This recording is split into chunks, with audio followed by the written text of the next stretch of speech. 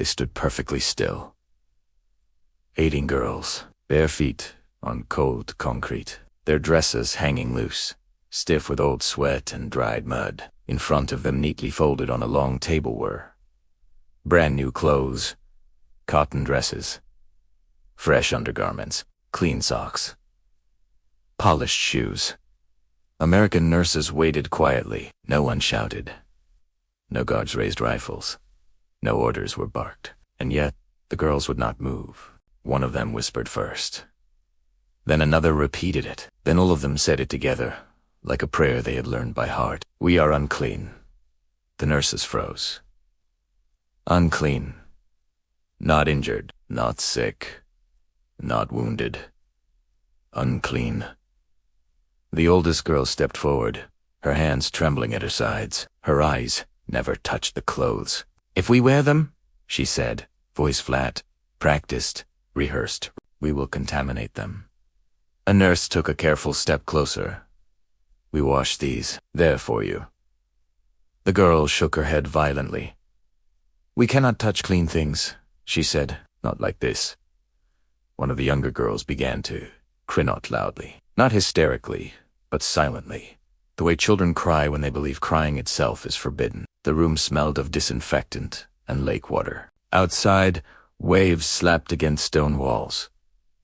Inside, 18 girls refused dignity. Not because they were forced, but because they believed they didn't deserve it. The nurses looked at each other. They had treated battlefield amputations. They had cleaned blood from stretchers.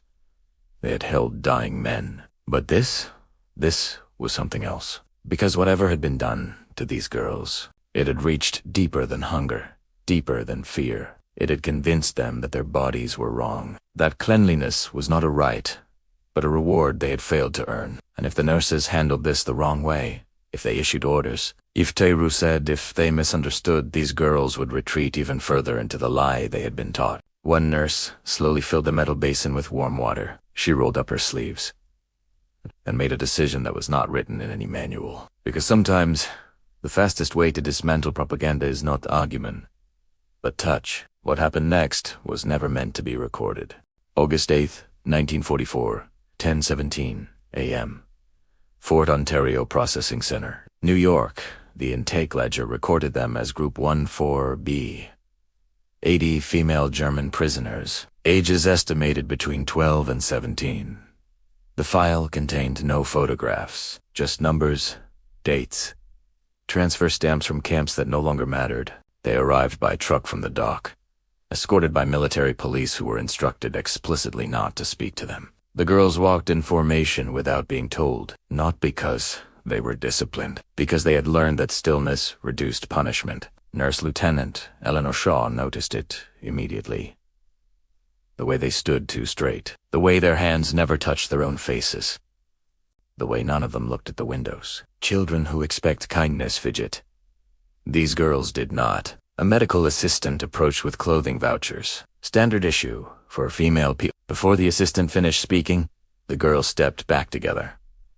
One voice spoke for them. "We are unclean." Eleanor felt the words land like ice. She had worked in North Africa. She had seen men who believed their wounds were shameful, but this was different. This was doctrine. She turned to the Red Cross interpreter, a German-American woman named Ruth Keller. "What does she mean?"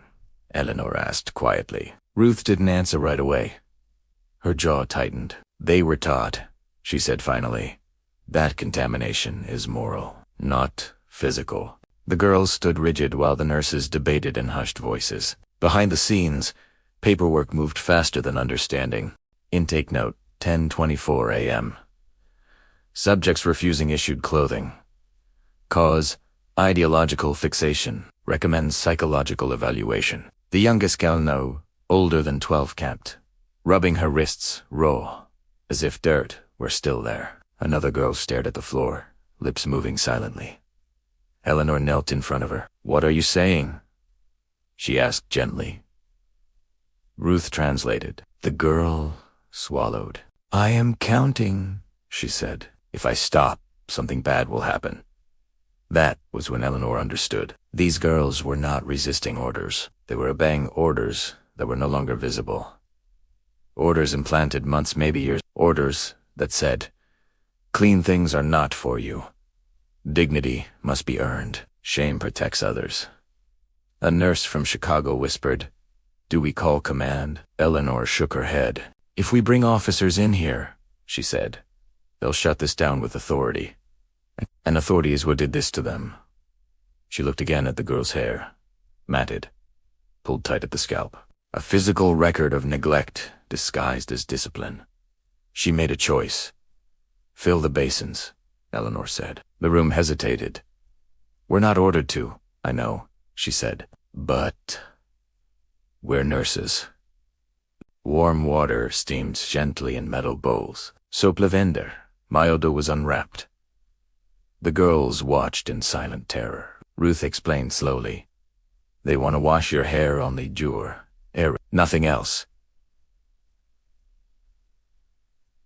The oldest girl stiffened. "If they touch us," she said, "they will become unclean." Eleanor stepped forward anyways, though visible, deliberate. She held up her hands. "I'm already touching you," she said softly, "and I'm still clean." The girl flinched. This was the first crack, not rebellion, contradiction. Eleanor placed a towel around the girl's shoulders. The girl shook so hard the chair rattled. Warm water touched her scalp. Nothing terrible happened. No alarms. No punishment. No lightning. Just water. And for the first time since arriving, the girl began to cry. Not quietly. Openly. Because something inside her had been waiting to see if the lie would break. Around the room, other girls watched, fear warring with hope. And the nurses understood. This was no longer intake. This was and it had only just begun. August 8th, 1944, 11:42 a.m. Fort Ontario. Auxiliary washroom. The first girl's hair took 47 minutes. Not because it was especially dirty, but because she flinched every time Eleanor's fingers moved too confidently. Each touch carried risk. Not physical risk. Moral risk. In her world, touch was transactional. Affection had conditions. Care was earned or it poisoned the giver. Eleanor learned quickly to slow down. She narrated every movement. "I'm pouring water now. I'm using soap. This may sting a little, tell me if it hurts." Ruth translated calmly, word by word. The girl's shoulders dropped a fraction. When the soap foamed for the first time, the girl gasped. Her breathing spiked. She clenched the chair. "I'm sorry," Eleanor said immediately, hands freezing in place. The girl shook her head violently. "No, keep going," she said. "I need to know." Know what? Whether punishment would follow. The water in the basin darkened as grime lifted away. Months of dust sweat from transport trains.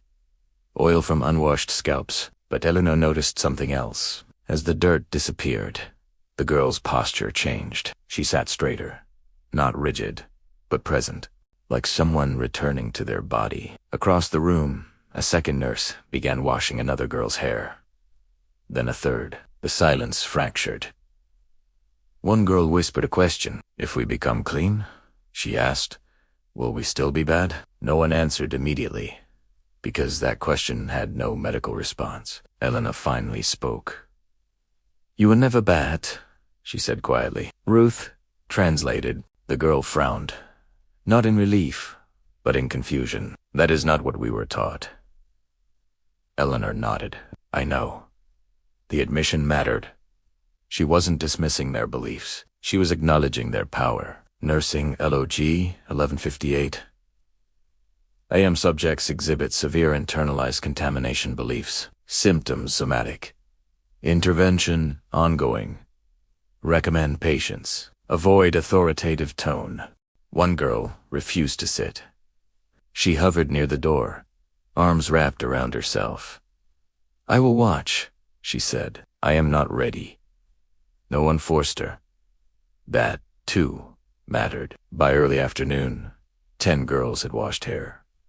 8 remained untouched. The youngest, well finally, stepped forward. Her hair had been cut unevenly months earlier.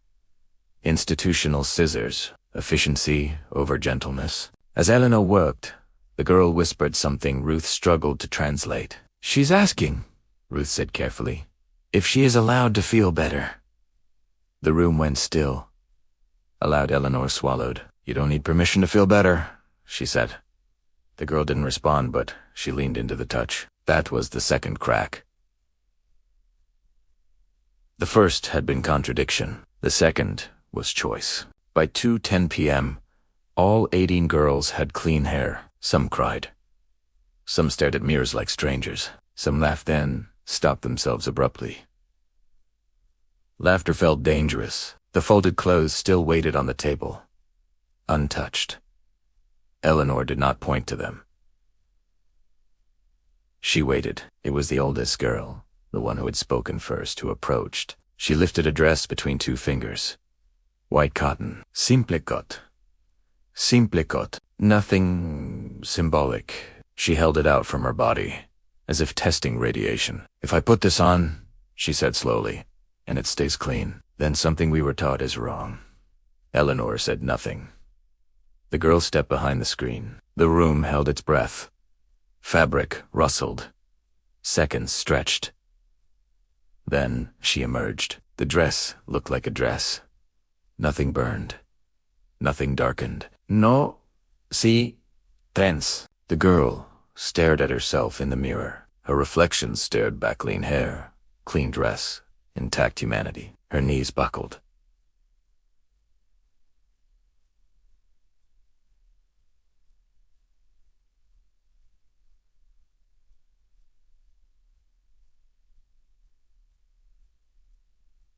Eleanor caught her. The girl sobbed not from fear this time but from grief.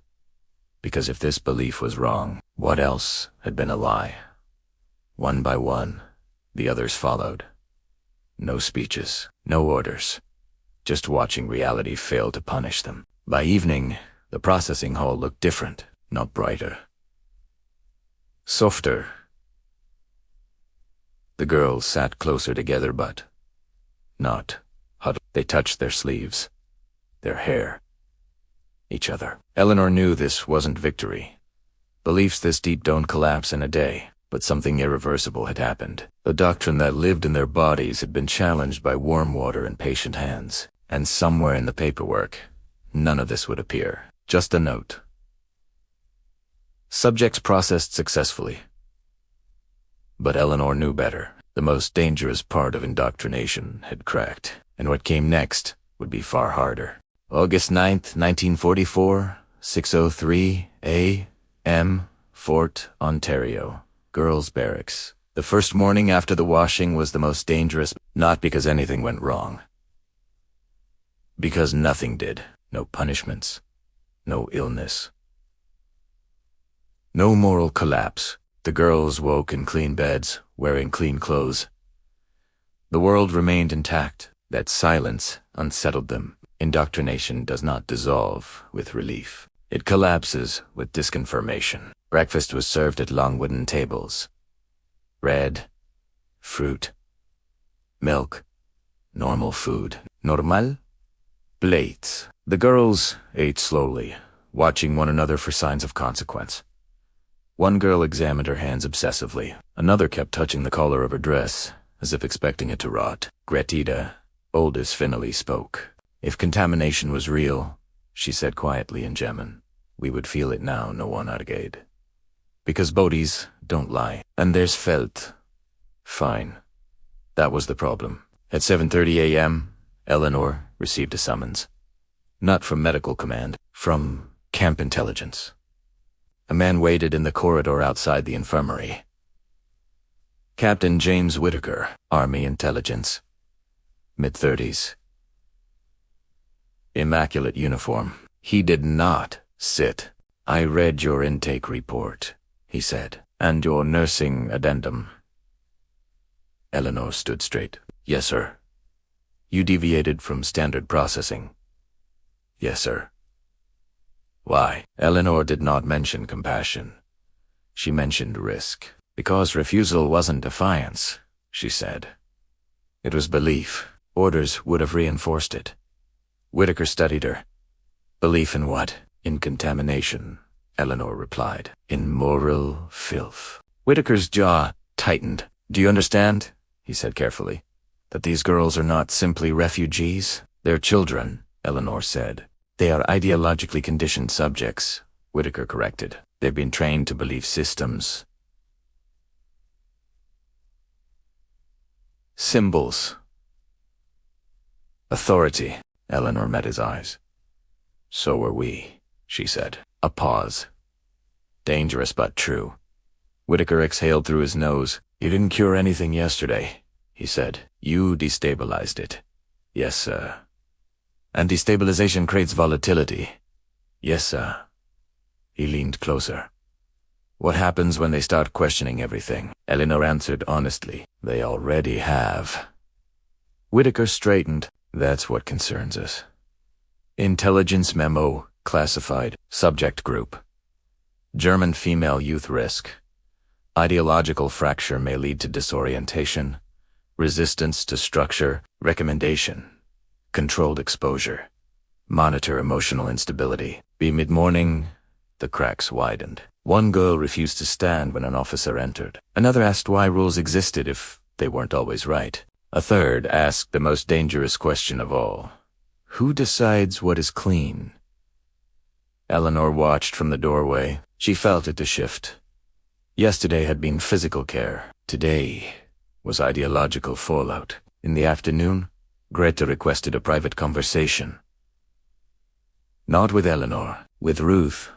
The translator sat across from her on a bench near the fence, overlooking the lake. The water glittered. Freedom made visible. Untouchable. We believed impurity was permanent, Greta said. Something you carried once it entered you. Ruth nodded. That belief keeps people obedient. Greta looked down. If that was a lie, then obedience wasn't virtue. Ruth did not correct her. She let the thought finish its work. Greta continued. They taught us that cleanliness meant loyalty, that washing removed weakness, that shame protected society. Her voice dropped. If that's false, then shame was the weapon. Ruth said nothing, because Greta had arrived at the truth alone. And that mattered more. That evening, Eleanor documented symptoms, but not the ones medicine taught her. Nursing observation. 8:12 p.m. patients exhibit acute existential disorder. Symptoms include delayed speech, prolonged silence, spontaneous crying without distress. No sedation recommended. That night, several girls could not sleep. Not from fear, from possibility. If they were not unclean, if they were not broken, then who had they been obeying? And why? Eleanor lay awake in her quarters. She knew this phase. She had seen it in soldiers after combat, the moment after survival when adrenaline fades and truth rushes in. For these girls, survival was indeed the end of danger. It was the beginning of identity collapse, and intelligence knew it. Which meant pressure would come. Control always follows uncertainty. At 2:17 a.m., one girl began crying quietly, not hysterical. Grieving. Eleanor sat beside her. The girl whispered, I don't know who I am without the rules. Eleanor squeezed her hand. Then you get to build yourself, she said, slowly. The girl nodded, and for the first time since arrival, she slept. Outside, the lake remained calm. Inside the facility, something irreversible had started. The girls had learned the most destabilizing lesson of all. That authority could be wrong, and that truth did not punish honesty. The army would tolerate many things, but this made people unpredictable. August 10th, 1944, 9:41 a.m. Administrative Wing. Fort Ontario by the second day, the problem had a name, not officially, not on paper, but in whispers between officers and clipped conversations behind closed doors. Instability. Captain Whitaker stood at the head of a narrow conference table. 2 intelligence officers. 1 medical commander, a civilian liaison from Washington. No nurses. No translators. No girls. Only men deciding how much truth could be tolerated. These minors were transferred for humanitarian holding, Whitaker began, not ideological rehabilitation. The civilian liaison adjusted his glasses. And yet, he said, their current condition suggests cognitive divergence. No one corrected the euphemism.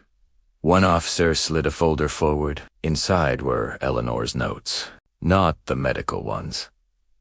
The observational ones. Silence. Questions. Non-compliance. Without hostility. The most dangerous kind. They're not rebelling, the officer said. They're recalibrating. Whitaker nodded grimly, which means they're no longer predictable. At 10:22 a.m., an order was drafted.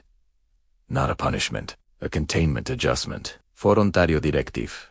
Draft. All female German youth detainees to remain within supervised activity schedules. Reduce unsupervised discussion periods. No further deviation from standard protocol without command approval. Eleanor read the posted notice. An hour later, her stomach tightened. This was the pivot point. The moment systems always reached for structure when humanity disrupted order. The girls noticed immediately. Classes shortened. Free time reduced. Guards posted closer, and most telling the mirrors were removed from common areas. Greta asked Ruth why. Ruth didn't answer, because the answer was obvious. Reflection had become dangerous. That afternoon, Elena was summoned again. This time, Whitaker didn't pretend neutrality. You're causing secondary effects, he said flatly. Eleanor remained calm. They're thinking. That's not your mandate. My mandate is care.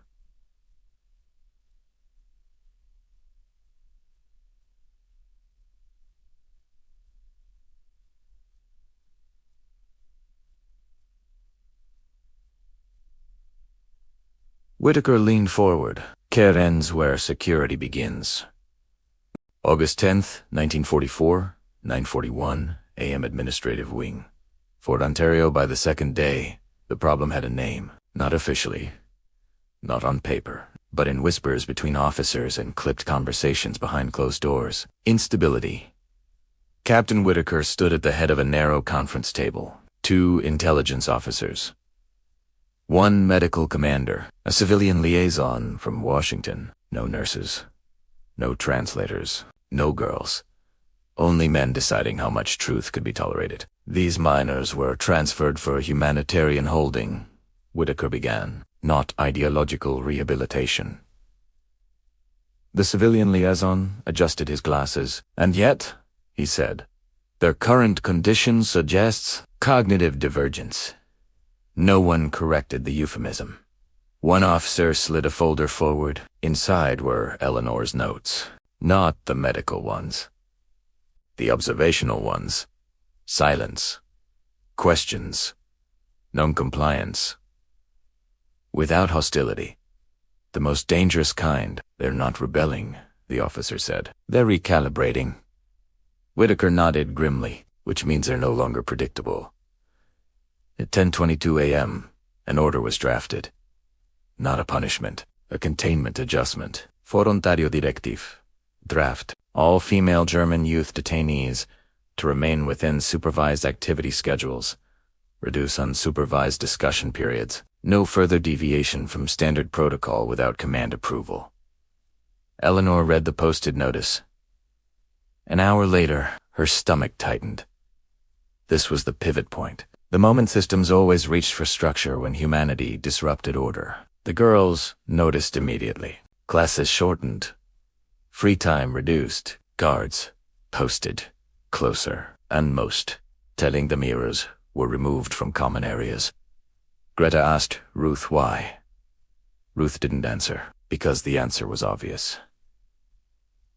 Reflection had become dangerous. That afternoon, Elena was summoned again. This time, Whitaker didn't pretend neutrality. You're causing secondary effects, he said flatly. Eleanor remained calm. They're thinking. That's not your mandate. My mandate is care.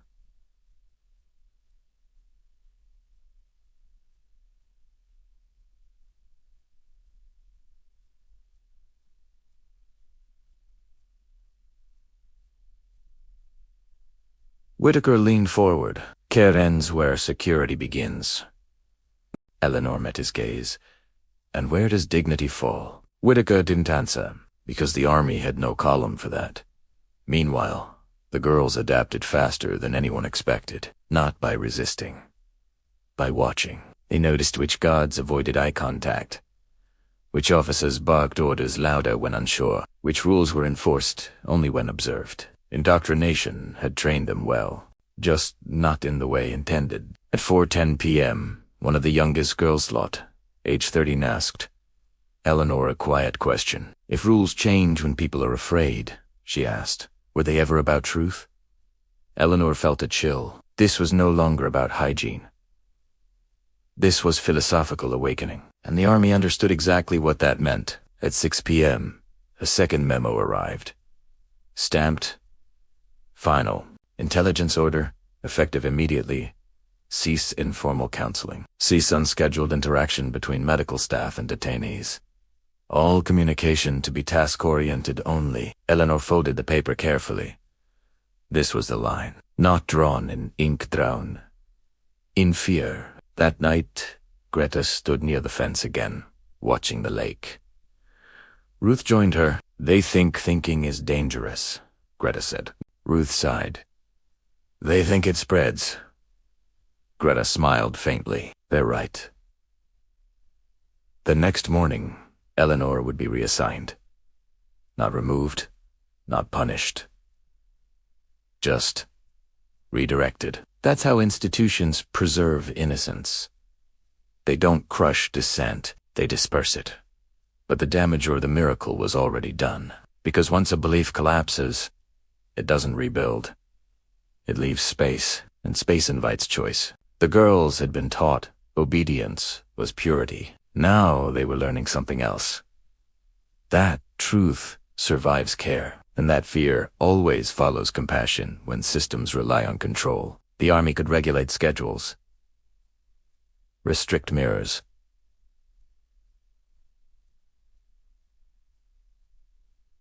limit speech, but it could not undo what warm water and patience had already accomplished. The girls were no longer unclean. They were no longer empty vessels. They were thinking humans, and that more than any enemy uniform terrified authority. August 11th, 1944, 7:03 a.m. Nurses' Quarters. Fort Ontario. Eleanor packed without being told why. The order had come before dawn. Typed. Unsigned. Temporary reassignment. Medical staff rotation. No explanation. No discussion. That was how you knew it mattered. She folded her uniform slowly, listening to the distant sound of lake water against stone. The fort was waking up, boots on gravel, doors opening. The mechanical rhythm of routine reasserting itself. She wondered which of the girls would notice first. The answer came sooner than expected. At 8:12 a.m., as Eleanor crossed the central yard, Greta was already standing by the fence. Waiting. Not waving. Not calling out who's to watch, and they locked eyes. No guards intervened. No rule against looking. Not yet. Eleanor stopped. This was not permitted, but it was not forbidden either. Greta didn't speak. She simply touched her own hair clean, braided, unmistakably hers now. Then she lowered her hand. Elena nodded once. That was all. At 9 a.m., the girls were informed of schedule normalization. That was the phrase. Classes would continue. Recreation would be supervised. Medical checks would be routine only. No mention of Eleanor. No mention of why mirrors were gone. No mention of the phrase the girls had stopped repeating. We are unclean. That sentence never appeared again in reports, which worried intelligence far more than if it had. Because silence meant replacement, and replacement meant choice. Captain Whitaker reviewed the morning brief with narrowed eyes. These girls aren't distressed, he said. They're calm. A subordinate shifted. Respectfully, Sir Calm isn't non-compliance. Whitaker tapped the folder. Calm after ideological collapse is unpredictable. At 11:40 a.m., a psychological assessment request was drafted. Not to diagnose, to monitor. But when the Army psychologist arrived that afternoon, he found no hysteria, no dissociation, no rebellion. He found girls reading quietly, together. Greta asked him one question. "Is thinking aloud," she said, "if it leads somewhere you don't like?" The psychologist did not answer. He wrote in his notes, "Subject displays advanced cognitive autonomy inconsistent with prior indoctrination." That sentence would echo all the way to Washington. By evening, Eleanor was gone. Transferred to a based hospital 2 states away, a name removed from the rotation board. Not erased, just faded. The girls noticed. That night, Ruth whispered what everyone was thinking. "They're afraid of what happened." Greta nodded, because it wasn't loud. "Anna?" the youngest asked softly. "Did we do something wrong?" Greta knelt beside her. "No," she said. "We learned." That distinction mattered, because the army could punish actions. But learning was invisible. The next morning, the girls were issued new clothes, officially a standard refuge, a deer, plain, functional. No ceremony, no acknowledgement. But when Greta slipped her dress over her shoulders, she did something subtle. She didn't look down. She stood straight. That posture was new, and guards noticed. Small changes accumulated. The girls began asking why in class, not defiantly.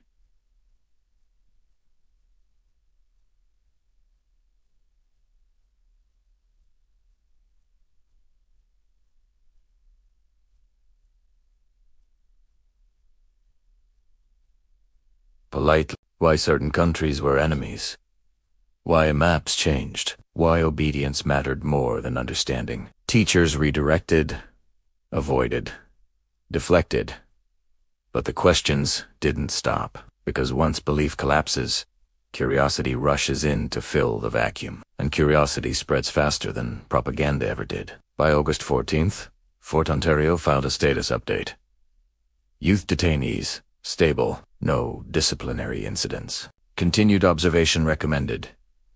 Stable. That word again, it meant we don't know what they'll become, and that uncertainty was unacceptable. So the system did what it always does next.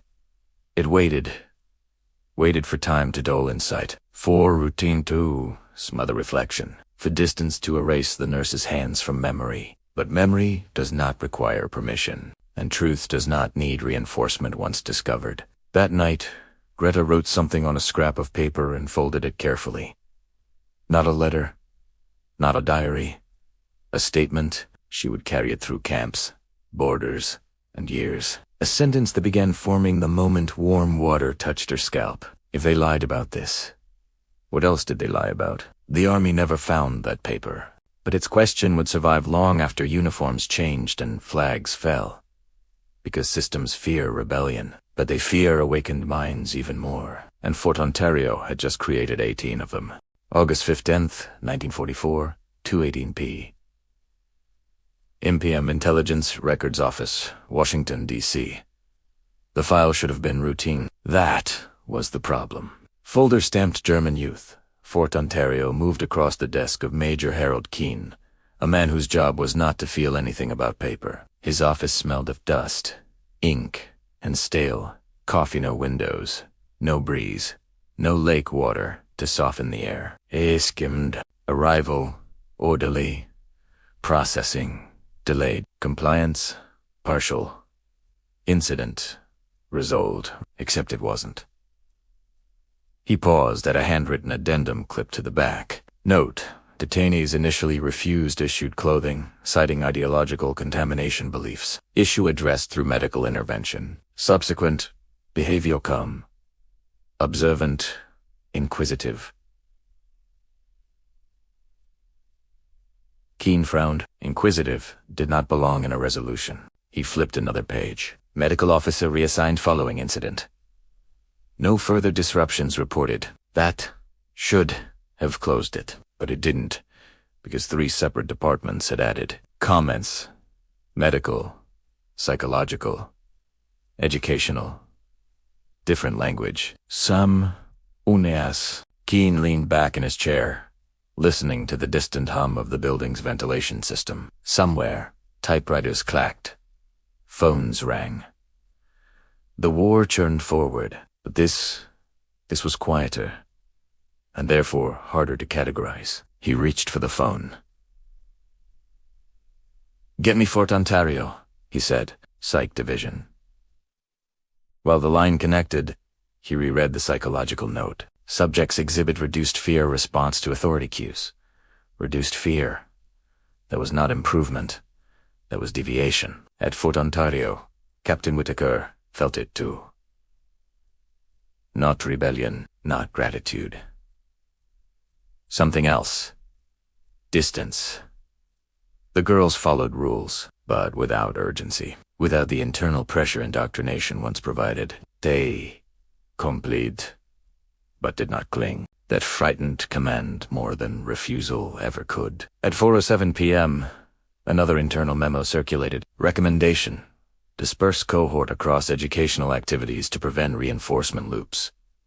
In plain language, separate them, not because they were dangerous, because they were influencing each other. Greta noticed the pattern immediately. Anna reassigned to kitchen duty. Ruth moved to a different class group, lot scheduled opposite hours. No announcement. Just drift. That night, Greta whispered through the thin wall, "They're trying to make us forget together."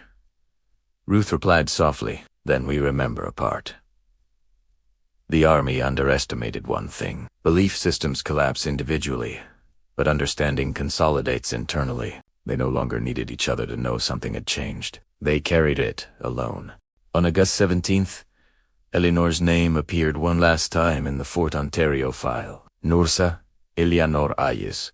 Intervention noted as effective, but procedurally unsanctioned. Recommend no further replication. Keene underlined the word effective twice, then crossed it out. Effectiveness without control was unacceptable. That evening, the official file was stamped. Closed, but Keene made a copy. Not for discipline, for curiosity, because he had read enough reports to recognize a pattern. When people stopped believing what you told them about themselves, they didn't become violent. They became unpredictable. And unpredictability, in wartime, was treated as threat. Back at Fort Ontario, Greta stood by the lake again. The water reflected the sky. Clear, untroubled. No ideology, no purity tests, just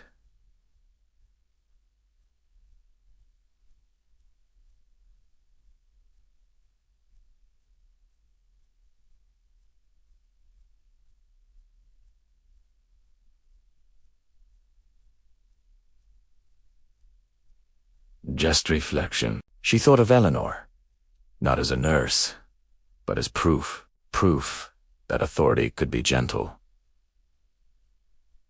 That care could undo fear, that someone in uniform could touch her hair without disgust. That memory could not be reassigned. The Army would move them, monitor them, scatter them, but the question had already rooted itself too deeply. Not written in files, not stamped, but etched somewhere far more permanent. If obedience can be taught, then so can doubt, and doubt, once learned, never needs permission again. August 18th, 1944, 6:52 a.m. East Dormitory, Fort Ontario. The morning bell rang exactly on time. Metal against metal, sharp, unforgiving, the girls rose from their bunks with practiced efficiency blankets folded, shoes aligned, faces neutral. To an untrained eye, everything looked restored. Order, compliance, control, but silence had changed. Before, silence meant fear. Now, it meant observation. Greta noticed it first during breakfast. No chatter. No nervous glances. No whispered rehearsals of what to say if questioned. Just eating, slowly, deliberately, that kind of calm unnerved guards more than panic ever had. At 7:30 a.m., Sergeant Lewis made a note on his clipboard. Group unusually quiet. No signs of distress. He underlined unusually. By mid-morning, the teachers felt it too. Questions were no longer emotional, they were precise. Why is this map from 1938 used instead of the current one? Who decides when a rule becomes a law? If obedience is virtue, how do errors get corrected? Not accusations, inquiries, the kind that dismantle systems brick by brick. The instructors deflected, redirected, but deflection had limits. And the girls were learning where those limits lived. At 10:14 a.m., the first disciplinary report was drafted. Not for misconduct.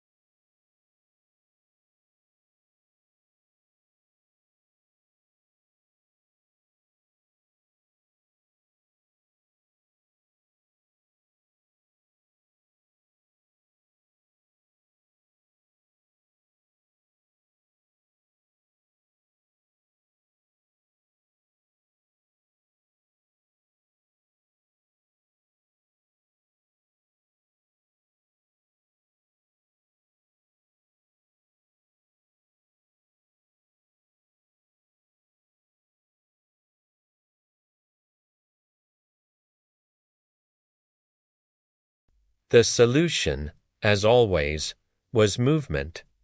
If you could to think. Greta learned of the decision indirectly. A schedule change posted to carefully. She gathered the others that evening, briefly, quietly, in the laundry corridor where machines drowned sound. "They're sending us away," she said. No gasps. No fear. Ruth asked the only question that mattered. "Does it change what we know?" Greta shook her head. "Then it doesn't change us." That was the moment the army truly lost control. Because control relies on the belief that truth is location-dependent. That if you move the body, you move the mind. But the mind had already moved. On August 20th, Elena wrote a letter she would never send. She folded it, unfolded it, then placed it in a drawer. She had been told not to follow up, not to inquire, not to interfere. But she knew because systems always react the same way when care exposes cracks. They remove the caregiver, then scatter the cared for. She wondered if the girls would be all right, if the question she had helped unlock would protect them or endanger them. Back at Fort Ontario, Greta stood before the mirror that had not yet been removed from her dormitory. She looked at herself, not searching for purity, not for approval, just recognition. She was no longer unclean, not because someone told her so, but because she had tested the belief and found it hollow. That knowledge would travel with her. Across camps, across borders, across years.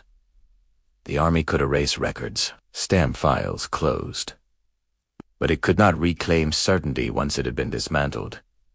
And certainty, when lost, never returns quietly. It demands replacement. With truth, or with chaos. Fort Ontario had unknowingly chosen the former. August 24th, 1944, 5:26 a.m. Fort Ontario Transport Yard, the trucks arrived. Before sunrise. Engines idling, canvas flaps snapping in the lake wind. No announcements. That was deliberate.